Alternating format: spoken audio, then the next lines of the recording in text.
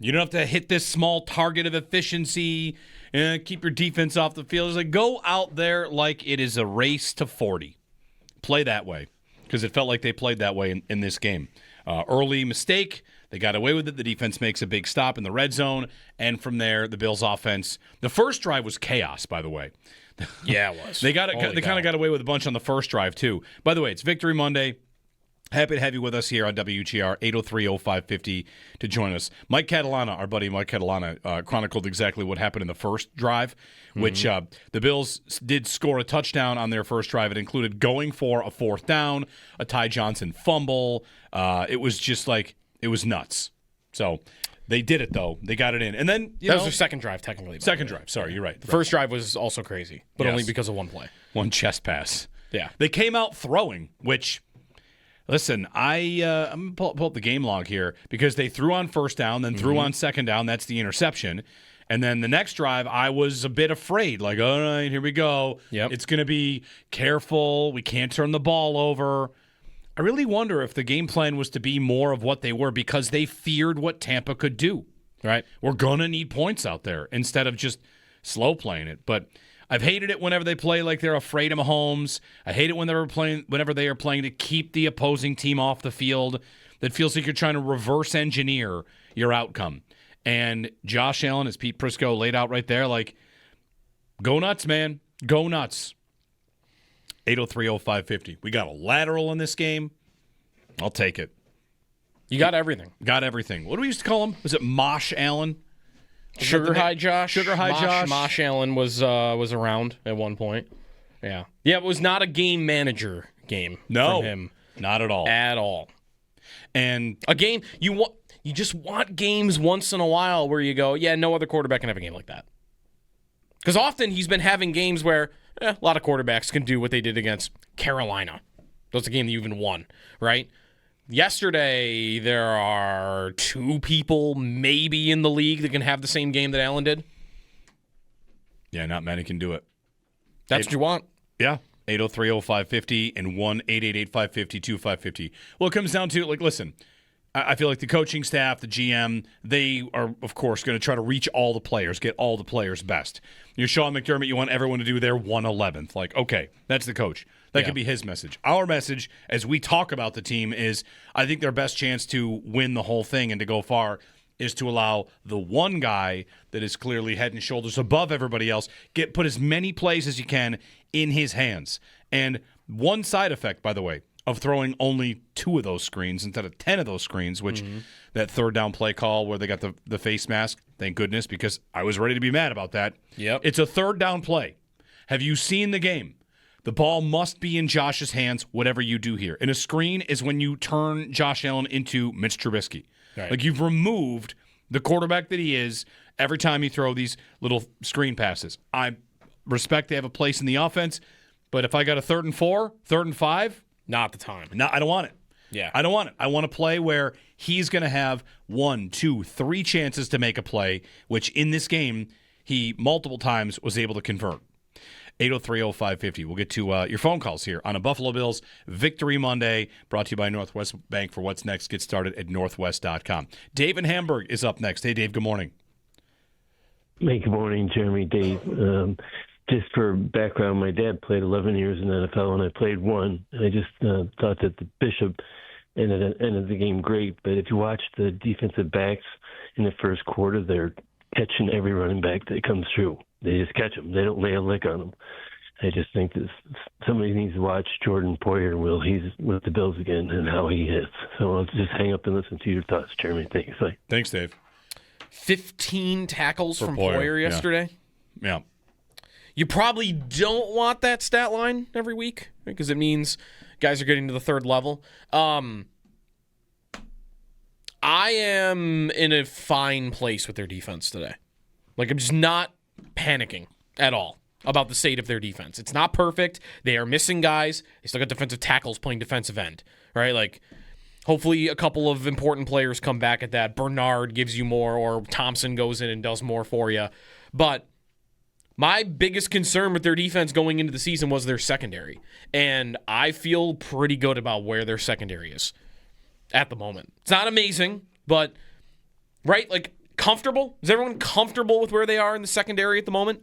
Because I'm getting there. I'm feeling a lot better. I mean, Poyer is steadying. I know you've got limitations, and there might be some spots where that's a problem. Yeah.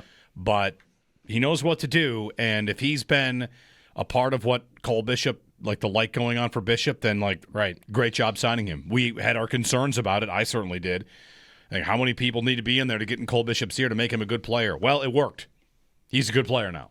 Like, Bishop is legit a good player and a guy back there that I feel like as the Bills build this secondary, and I've kind of, as we've watched the McDermott defenses over the years, the best versions of them are often built on a back end that they fully trust. Mm-hmm. And I think that is starting to come together. That's Bishop and Hairston. And like it's kind of like the receiver conversation, if you want to get to it, which is they have some pieces that are nice, and if you want it to get better, like you're going to wait till next year. So what can they do with what they've got back there with Hairston, with Bishop, and Poyer, and Benford, and Trey White? By next year, you might add a safety because Poyer's not going to be back, and I don't know if you're going to turn things back over to Taylor Rapp. But for now, can they get by with it?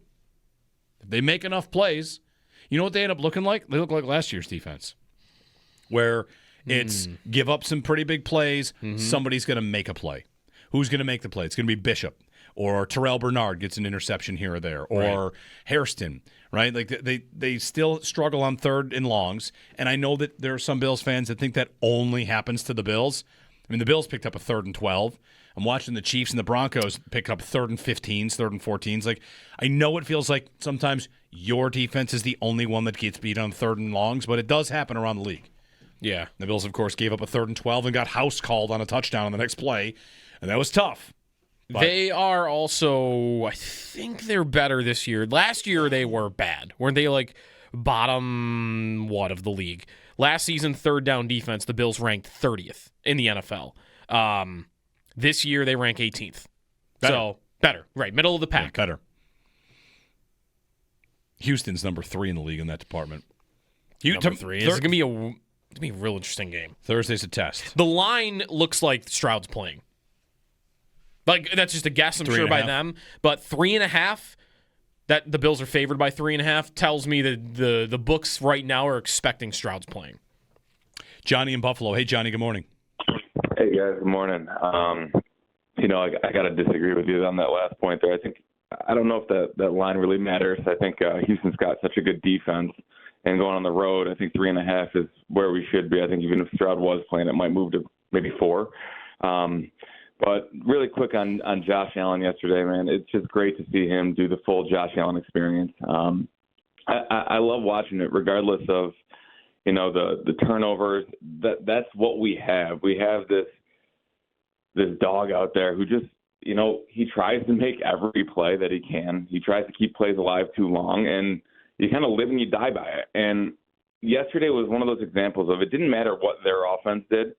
And even if we turned the ball over a couple times, you just kind of knew we were going to score. And when the ball was in his hands, it was like, we're getting 6 here. And then I never felt like that game was in doubt.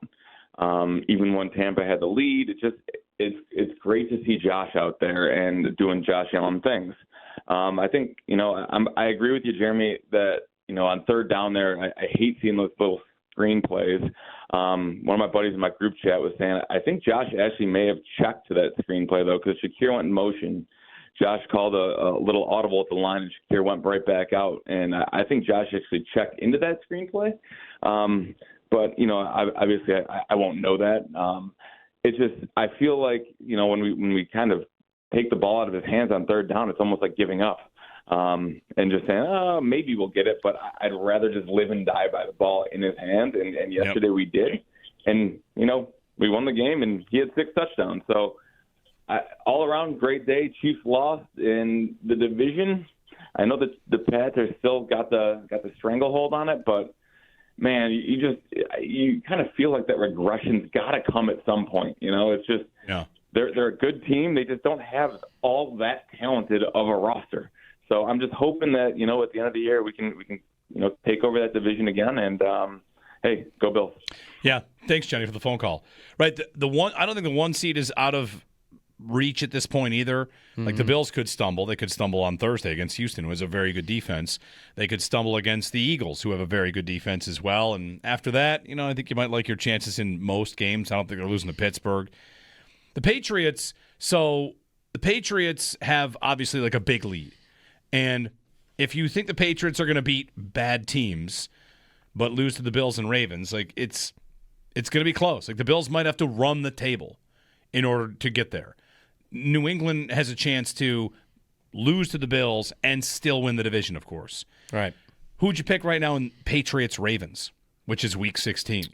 It is in Baltimore. I'd probably pick the Ravens. Probably. Yeah. But the Ravens are a team that can get goofy anytime and lose to anybody. Yesterday was almost one of those games. Right. They're in a battle against the Browns, who had to go all the way down to Shador Sanders in this game. Yeah. So, after the Bills and Patriots play, if the Patriots win that game, the Patriots are going to win the division. I think you can almost count on that. Yep. If the Bills win it, the following week, I think we're probably looking and saying, like, all right, if the Bills finish the job, they might need to run the table. They might need to beat Philadelphia, and we'll see if they can do that. You want to keep the pressure on New England. Yes. Every week, like, don't stumble. And here we are. We're waiting to take over if you are going to lose a game to a Dolphins or they play the Giants coming up, right? Like a game like that. They play the Bengals and the Giants and then have a bye week and then play the Bills. They play the Bengals this week? Yes. It'd be nice for Joe Burrow to return for that game. I don't think Burrow is trending for this week. He did practice last week. He did. I thought they were targeting Thanksgiving for him.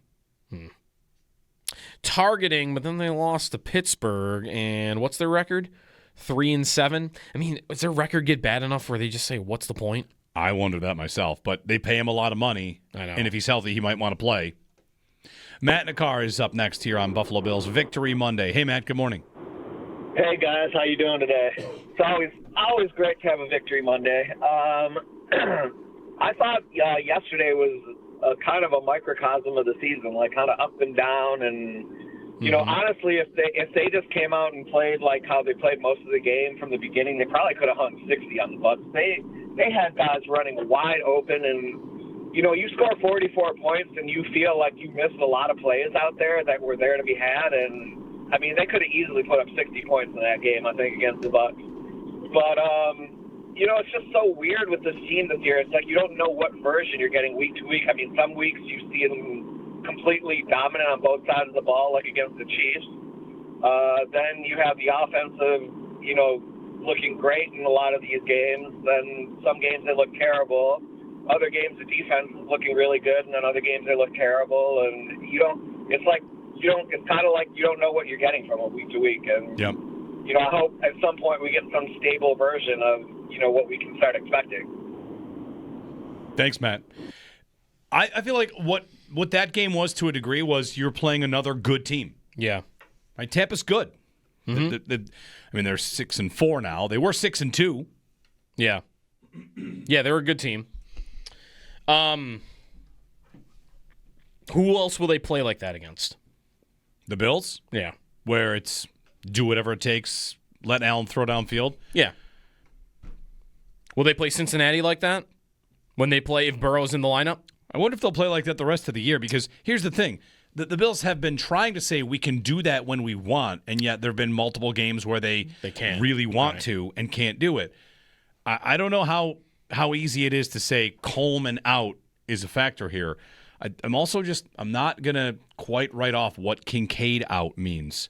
Not to blame him, not to say they're better without him, but less predictable. I got more receivers on the field, man. And Josh Allen, before they drafted Kincaid, before they went to Kincaid and decided what he was going to be, the Bills didn't throw to tight ends. Josh Allen didn't throw to tight ends. No, never. Josh Allen bottom of the league every year. Yeah. Right. What did he do? He did what he did yesterday. He threw to 3 receivers in the field all day, every day. Here's Diggs, Beasley, Sanders. Here's Gabe Davis. Here's Isaiah McKenzie. John Brown. Like he threw to receivers. Yep. And Dawson Knox was a tight end that people knew about. He was on the field a lot, and sometimes he was part of the offense, and they went to him in the red zone a lot. And then they draft Kincaid, and their offense became a lot more about the middle of the field. And Shakir is another receiver that gives them the middle of the field. Yesterday was a game where they threw to the outside. Yeah. I wonder if the entire reason it all happened that way is because Tampa comes in saying, like, listen, if we just close the middle of the field, then this team can't throw to the outside. And then they're like, actually, with this group, we can. Right. With Davis and Shavers and Palmer and Samuel to a degree. Samuel's catching passes on the sideline and getting open. Like, all of a sudden, what was vintage Josh Allen about it is it wasn't passes specifically designed to generate yak yards. It was throw to the boundary receiver who's going to run 10 yards and turn around and come back. Right. I mean, that was the bread and butter with the Diggs years, was those kind of plays. So I feel like I saw the old offense because I saw the Bills use the boundary, which has been something they're almost allergic to because of the way the roster was constructed. I would say a lot of that has been that Coleman lives out there. That's right. And your boundary passes have been, I'm throwing back shoulders to a covered Keon Coleman, right? Like, and I'm hoping for a flag, maybe. Right. Such low percentage plays, right. Just like. Whereas in this game, like Gabe caught one that was like heavily contested, right? But otherwise, like Palmer, Gabe, Samuel, like when they were catching the ball, they were generally open. Completion percentage over expected. I don't know if you. So Shavers too. The two charts, right? There's the chart from Allen's Miami game and the chart from this game, like where the ball traveled. And I thought it was a great juxtaposition. Anthony Borosco of Cover One, screenshot of the two. One of them is 3 touchdowns, no picks, 217 yards, and a completion percentage over expected because he's throwing to available receivers. And look at this. Look at all these throws. Pinpoint accuracy, but nothing ever went more than 8 yards. 3 touchdowns, no picks. That's a good day, right? Everyone say that's a good day.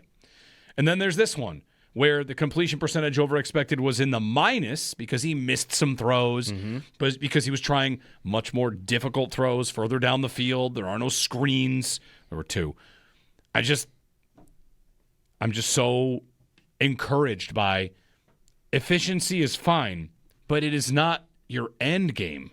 Your goal is not efficiency. Your goal is points. And is time of possession good? Yes, it is good, but it's not what they hang banners for, you know? So it ends up looking to me like the best offense they've played in years. Years. And that's, yes, a team that scored 30 points per game in 8 straight games down the stretch last year. I feel it's still like this was the Ram game. This was the Lions game. This was when you have your own beliefs out there, but like when I truly think they can win it, it's because they show that Allen still, of course, has this in him. Well, even if they did think, well, we still do prefer to play the way we did last year, which is ball control and running the ball a lot and, screen passes and yak plays and not turning it over, putting the ball in harm's way. Even if they preferred that, they might be in a place where they think, that was nice, we can't play like that anymore. Because that's how teams are expecting us to play. Teams have figured that out, so we have to pivot. We have to do this. Not because even they prefer it, it's just, got to show defenses that you have it in you. And there was just none of that going on when Coleman was in the lineup. And more, like the Miami game, it's a lot of Coleman and Elijah Moore that are your answers. And in this game, your personnel is just so different. And to have that game, like, I think it could help against Houston. It could help against every defense you play coming up. Because I thought the blueprint was out. You pack it in, you don't let screens through, you stop James Cook, and you should have a pretty good day defensively against the Bills. And now I look at it and go, well, how much do I have to respect Gabe Davis and Josh Palmer and Tyrell Shavers?